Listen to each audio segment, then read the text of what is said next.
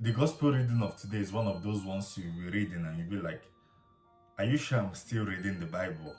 Are you sure this is what Jesus said? Or is somebody trying to lay accusations on Jesus? Jesus starts with that he have come to set the earth on fire. And like that was not enough for him to say, that was not enough threat to give to us. He went further to say that he have not come to bring peace, that he have come to bring war, that families will be against themselves. You'll be like, who is this talking? Is this Jesus trying to bring enmity amongst us? Is this Jesus trying to bring division, trying to bring trouble in the world? What is Jesus intending by saying all these things? Why is he threatening us? Why is he trying to put fear into our body? But understanding this gospel reading in more deeper sense would help you know what Jesus is actually talking about. If you pay attention to Jesus' teaching, all Jesus' teachings, you will see that most of his teachings are clearly against our human instinct. They are against what we have to do as a normal human being.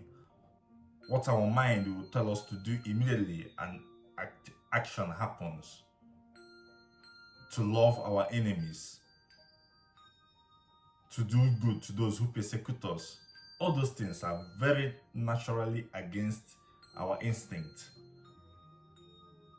This is the enmity Jesus is talking about. That following what he have told you to do would make some people hate you for the fact you are doing it. Because it doesn't sound, most times, it doesn't sound so reasonable to do most of the things Jesus have told us to do. Jesus already knew that following him, being his disciple, would build a wall between you and those who do not follow him. On one of the occasions he was sending out his disciples, he said, I am sending you out like sheep amidst wolves. Being a Christian, being a believer, doing what Christ wants, following the commandments is not easy.